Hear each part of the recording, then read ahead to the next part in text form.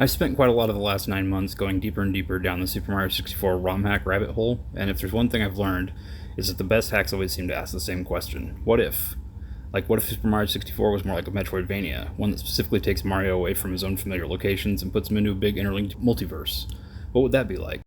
This is exactly what the game featured in this review sets out to answer. Mario in the Multiverse is a jaw-dropping, full-scale hack that takes our hero from one world to the next.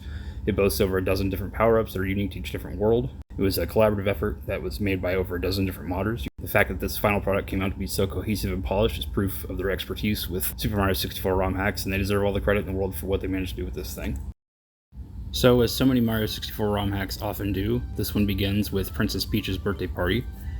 And Princess Peach is thanking all of her different guests, including Mario, and there's a special guest for the party today. The special guest is none other than Professor Egad from the Luigi's Mansion games. And Professor Egad has got a special gift for Princess Peach for her birthday, which he's going to introduce to everybody now. It's the Multiverse machine. As he's explaining how this machine is supposed to work and what it can do, giving everybody an idea of the exciting things they can do with it, Bowser shows up to crash the party, as he so often loves to do. Now, forever the hopeless romantic, Bowser confesses his undying love for Peach, but she's not having it, tells him to get out of her sight. Bowser decides that since Peach won't love him in this world, he'll find one where she will, before he decides to absolutely torch the shit out of the Multiverse machine, which for some reason causes it to activate, and sends Mario, Bowser, and everybody else flying into the titular Multiverse, and that's how the game starts. Mario wakes up and comes to, and when he does, he realizes he's in a colorful world, but it's not his own. It's actually from the Kirby games. You might recognize that from the star blocks and the Waddle Dees, as you can see when I run into one here. Literally, unfortunately, they cause damage, so they must be a bad guy, so we gotta take care of that. Mario continues exploring, looking for power stars or anything he can find, really, to see what's up with this game, what's up in this world, and why he's here. Mario can do some pretty cool things that are different in this game. You can pick up these blocks and throw them, causing him to shoot little stars like they do in Kirby. And when you encounter Sir Kibbles here, the famous cutter enemy from Kirby, you throw a block at him, and you'll defeat him, and actually, you'll unlock and earn his cutter ability. This is going to be the first of the many different unique skills that you can unlock in this game. The cutter is used as a melee and a projectile weapon, and it can be used to do things like cut this rope down. So, things within the environment. Now, using this cutter skill, you're going to be able to find some of the stars in the level, including this one right here, which was the first star that I found in the game. And with number 1 down, it's all downhill from here to get the rest of the 123 stars found in this game. You may have noticed I wasn't kicked out of the stage, and that's because you can just keep on going and collecting more stars in this game. You don't have to exit the world after you've collected a star. It's pretty cool. Now there's other things to find in the stage, like you can see this collectible painting over here. Collectible paintings actually can be used to unlock the stages from the original Mario 64 to play in this game. There aren't any stars or anything in those worlds, but the fact that you can go into those worlds with the powers from this game is still pretty cool. Now, I found this Waddle Dee here who's going to remind Mario and myself that this is a Metroidvania-style game, and there are stars that I'm going to find that I'm not going to be able to reach without having abilities from other stages from later in the game, so I'll have to find those abilities and come back once I can. So for now, I'm going to exit out of the stage and we enter the Metaxi Isles. This place basically acts as your central hub, connecting all the different stages in the game. And after visiting here, you're more than likely to go next to the Bikini Bottom stage, which is obviously based off of SpongeBob and the battle for Bikini Bottom. Pretty early in the stage, Mario's going to find the special ability for this stage in this cage. He's got to cut down with the cutter. It's the bubble hat and net, which he's going to be able to use to jump and glide. Pretty cool. Moving on, going to pick up our first star here in the SpongeBob stage and take a taxi to move on to Bikini Bottom proper. Now, exploring the town here, see it's pretty wide open, there's all kinds of familiar stuff. Of course, there's the Krusty Krab and the Chum Bucket, but I'll get to those momentarily. Now, Mario can use his newly found power to glide and get extra air on his jumps to collect stars like this one here, on top of this building. After I explored this stage a little bit more, I actually found the first of what are actually many of the different custom boss fights that Mario in the Multiverse has. The first one here is against this King Jellyfish character. He loves to summon all of these mini baby jellyfish little minions and cause damage to Mario by hitting the ground and causing a shockwave, which Mario is going to have to avoid by using his newly found ability to jump over it and obviously get some extra air and jump on top of the King Jellyfish's head. After a few hits, the King Jellyfish goes down and Mario earns a star. Now, before I leave the SpongeBob world, I'll show you this little star here, which you can find inside the Krusty Krab. Squidward wants you to break all of these concrete boxes, but unfortunately Mario's not able to do so until he leaves, goes into another world and gets the power up there and comes back. As you can see, he's wearing this Big Daddy suit, and he needs that to break all of these blocks.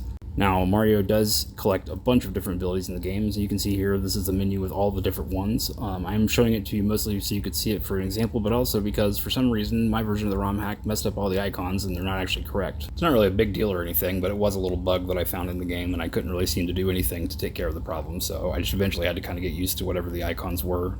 But anyway, getting back to the actual game, once you start unlocking different power-ups and other levels, you start to notice how much more capable Mario is of getting around, and you start to notice little things you can do, like combining different powers you have to get up higher. For example, using this ability I have here with Dragonite, and then floating down to the star here. Pretty handy. Helped me get up somewhere really high. You also can find things like the shotgun. Now, I'm not going to go into it too much right now, but the shotgun is the same one from Shotgun Mario 64, and the developer Doriel, who made that hack as well. They were the one who contributed everything that you see for the Doom stage and the shotgun from the Doom stage. I'll talk more about the shotgun later, but for now, I'm just going to go ahead and talk more about the traversal options that Mario eventually is able to have. You'll see all kinds of stars up really high, like the ones in this Borderlands stage that are up on these rooftops, and once you've unlocked a couple different power-ups, Mario can combine them and chain them together and do all kinds of crazy stuff like this. Do a little shotgun jump, a little Dragonite boost, a little dash booster boost 3 times upward, and then float down with the jellyfish net and get this collectible painting. This puppy definitely has uppies. Moving right along in our little multiverse tour, we've got the Rayman 3 Hoodlum Havoc stage, which was pretty interesting. Never mind the fact that there's all these little hoodlum guys scattered around the stage that Mario has to shoot and kill. There's also this particular star challenge where Mario has to get this giant plum over to a basket to get a power star. I'm not really sure what that's all about, but anybody that played Rayman 3 will probably understand. There are some pretty unique stars in this stage, and the stage does also have a unique boss and power-up. The power-up for this stage is actually something called the Shock Rocket, which is a self-propelled rocket, more or less. And the way you're going to take this boss down is by defeating all these little guys around the stage, and that's going to break his shield, which once you do that, you can use the Shock Rocket, hit him with the rocket, and that's eventually going to take him down. Moving on, one of my favorite stages, if not my favorite stage in the entire game, was actually the Doom stage, and I'm going to save a lot of the surprises. I'm not going to spoil everything, so I'm not going to talk about the stage a lot, but I'm going to show up for a second just because I want to make mention that it's here, and it is the stage that was developed by Doriel and the home of the shotgun, so that being by far my favorite, I had to mention it. Now, once I got further and started having some trouble finding stars, I was happy to find Professor Layton in the hub world. You can give Professor Layton 20 coins, and he'll give you a hint for any of the stars in the game. You can see the hint text at the bottom here. It's usually a little vague, but it's usually helpful enough to point you in the right direction and help you get the stars that you're trying to find. So, pretty helpful here. And resorting to Professor Layton, take no shame in it, man. Sometimes it's really difficult to find what you need to find in this game, and especially if you need to have certain power-ups, tells you that. So anyway, there's also a shop in the game. You can find all kinds of items here. There is actually a 500 coin item that you need to buy to unlock the final stage in the game, but there's also stuff like this magic mirror, Lon Milk, which heals you whenever you use it, and this compass thing, which I've already bought, but it helps you find power stars and red coins. Getting back to the game, as I moved further and further through the game, I started to realize this is definitely not a very difficult game, and some people might find fault in that and be like, well, it's just, kind of too easy, especially for a ROM hack. But to be honest with you, in the name of Metroidvanias, that's kind of the name of the game, really. You find new abilities that make you kind of overpowered, and you use those overpowered abilities as you get further and further into the game, and you kind of just start to feel like a god. And that's not to say that there's not any challenge in the game, like beating some of the boss fights, as I mentioned before. Like this bully here was giving me a lot of trouble, knocked me into the lava, and even my Aku Aku mask couldn't help me. The Aku Aku mask from Crash Bandicoot, obviously. But after just pulling off a few little, evasive maneuvers, as I love to do, flippy jumps and whatnot, I was able to just kind of take him out the old-fashioned way and get the star.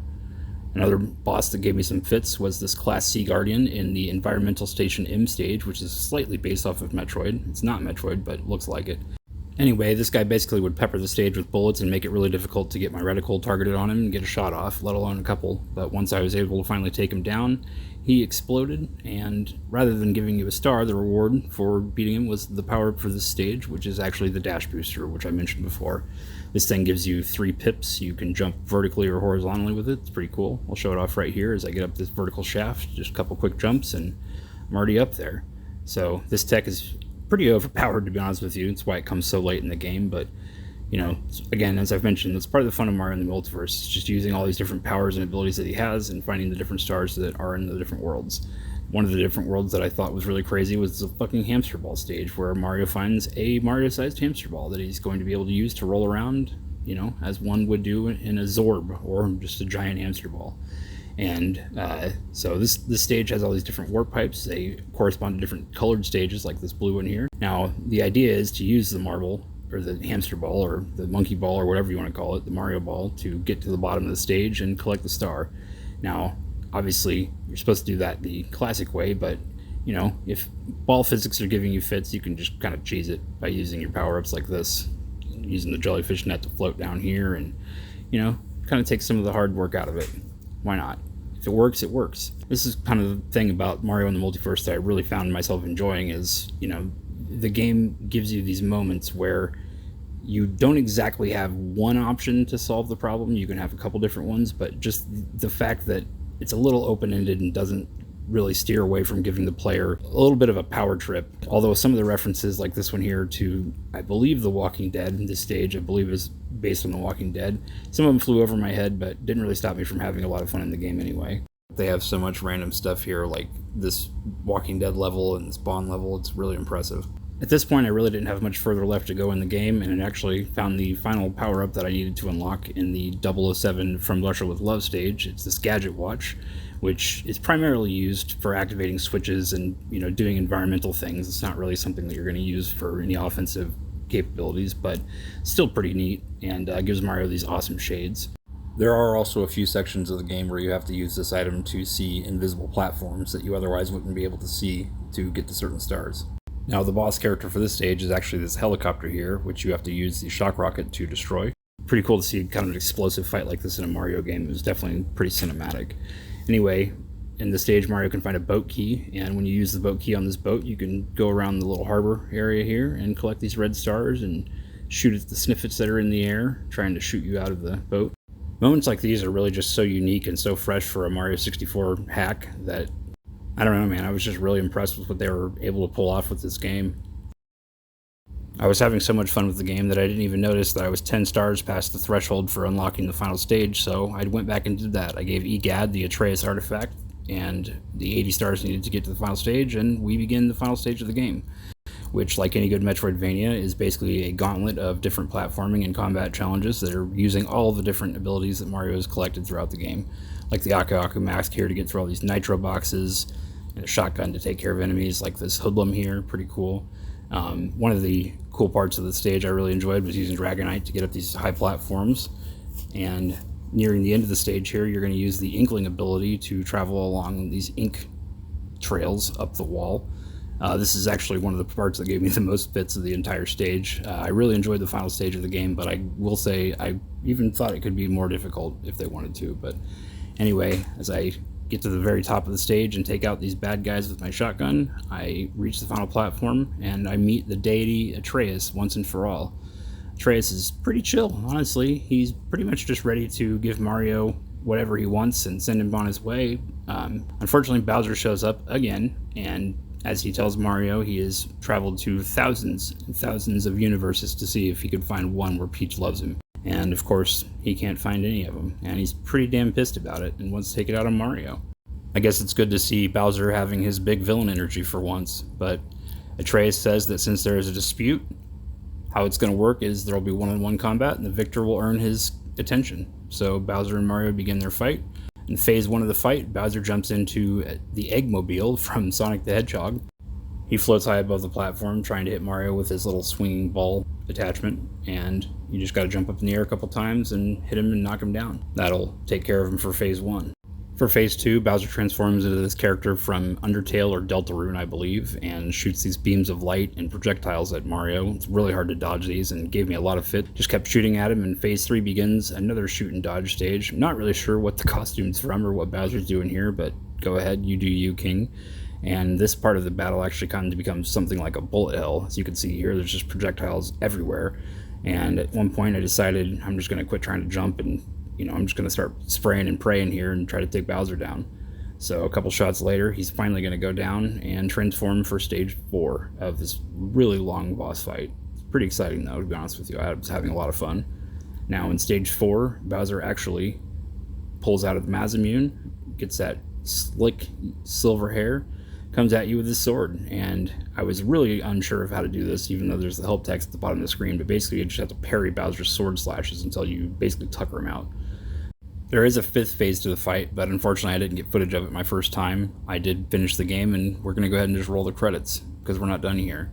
Mario, for some reason, returns to the Mushroom Kingdom, back to Princess Peach's birthday again, and pretty much the same as the opening cutscene. Professor Egad's here, and this time he has a gravity machine. Not really sure if, he understands that giving Peach a gravity machine probably isn't much better than giving her a multiverse machine, but things seem to be going well enough here at least, and that's pretty much how the game's going to end for Mario.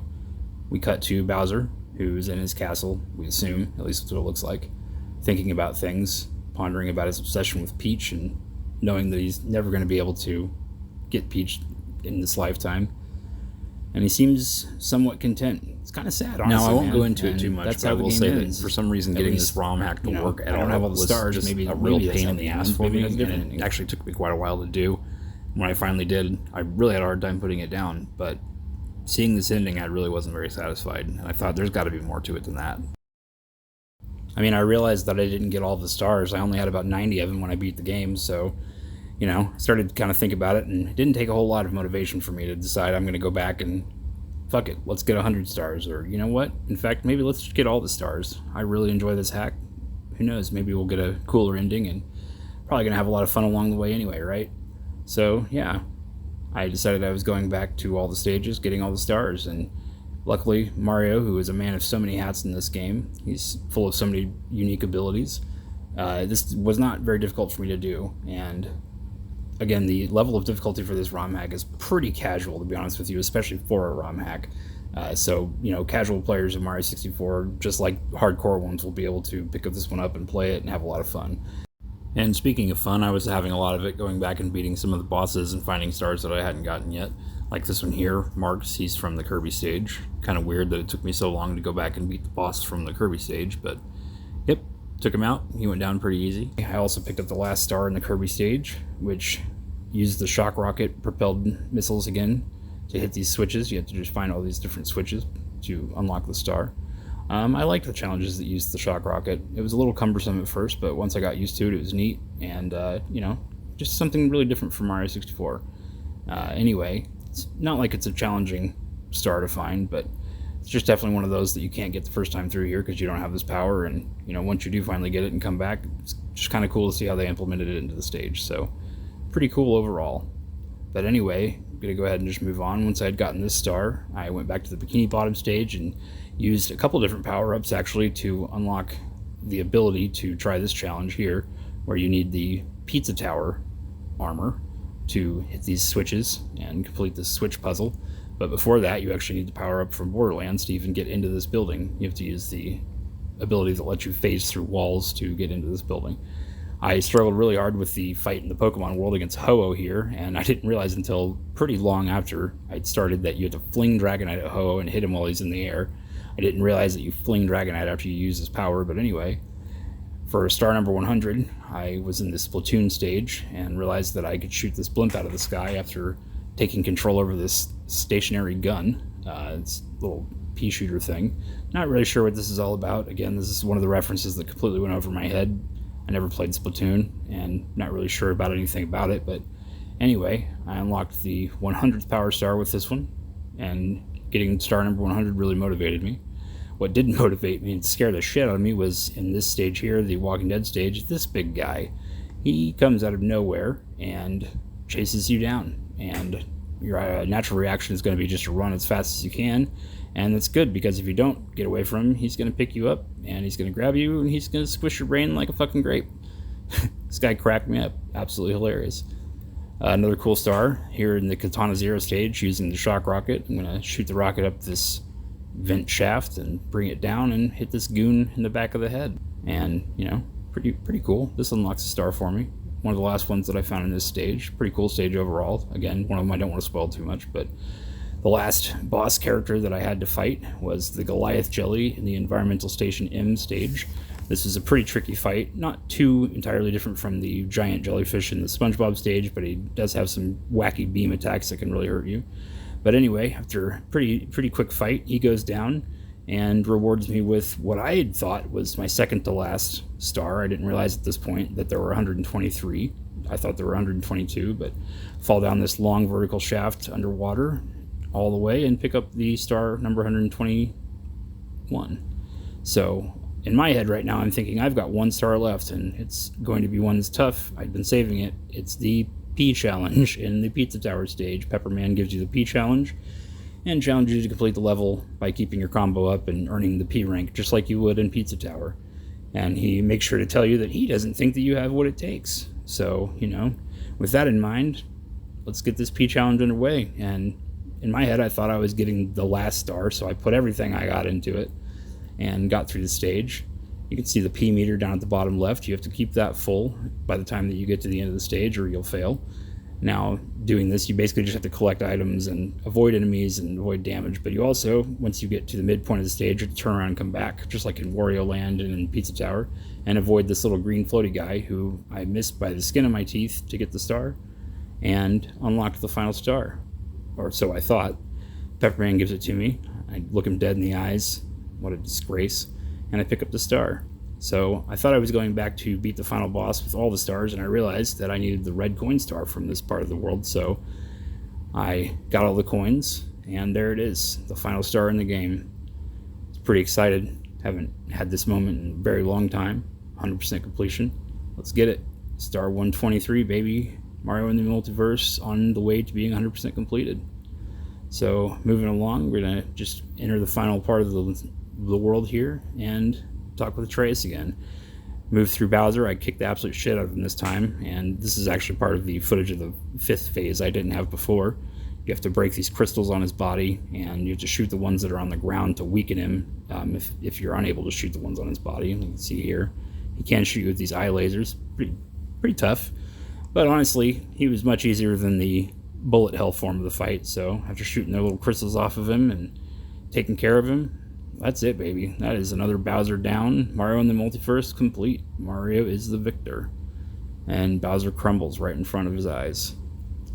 And now that I'm here at this moment, I just think to myself, was it worth it? What's going to be the payoff? Atreus tells Mario that he has emerged victorious. He has his eyes and hands all over the multiverse, whatever that means.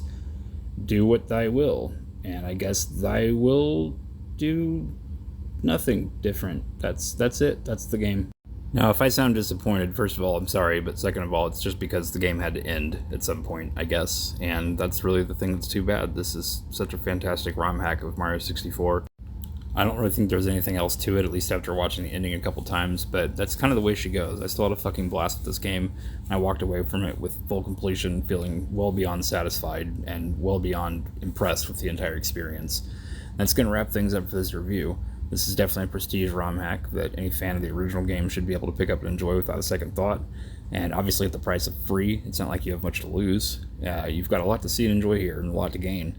From the countless references to all these other popular franchises, to all the ridiculously sick moves that Mario's able to pull off with all the abilities he gets from visiting the different worlds. Really the challenge of the game is just absolutely perfect for casual play, and it's just tricky enough for justifying speedruns if you're into that kind of thing. But yeah, I want to say that it was really difficult to put this review together and balance the act of being both thorough about it, at least thorough enough to describe all the things about the game that I thought were worth talking about, and also to avoid spoiling some of the really cool surprises that it has in store for whoever plays it. But yeah, man, in the end, I gotta call this one what it is. It's a 5 out of 5, a gold star, 10 rainbow parts, S tier, goated. I have no doubt in my mind that it's worth it to give 5 out of 5 for this one. Mario in the Multiverse is incredible. I can't really say that I liked it more than Shotgun Mario 64 because that game just holds a really special place in my little stimmed out brain, but it's definitely among the top 2 or 3 Mario 64 ROM hacks that are currently available. As for what I've got on the horizon, I did kind of pass up a review for the Patchmaker's Workshop to focus on this because once I started playing Mario in the Multiverse, it basically just completely consumed my attention, but I'd love to get a review done for that. I'd also like to cover Banjo-Kazooie Nostalgia 64, which I completed somewhat recently. Pretty fantastic ROM hack. But I was also thinking about combining it with another one I finished recently, Zelda Ultimate Trial, a pretty awesome roguelike ROM hack for Ocarina of Time, and maybe Smash Remix, which is a gigantic project that adds a whole bunch of characters, stages, other things to Smash Bros. 64. So not really sure what I'm going to do. I was considering making a compilation video of a bunch of prestige ROM hacks or something like that, but I might also just do something like focus on something new, like Paper Mario Star Nova, which came out somewhat recently. Not really sure. I don't know. If you have a suggestion or anything like that, feel free to leave a comment or send me a message, whatever it may be. I really appreciate you watching this video today. I have been erotema. I hope you've enjoyed the video, and I hope I've inspired you to pick up and play Mario in the Multiverse. It's pretty fucking fantastic. Anyway, with that being said, as always, I hope you have a wonderful day. Make sure that you drink some water, call your mom, and say something nice to a random person. And I guess I'll see you in the next one. Peace out.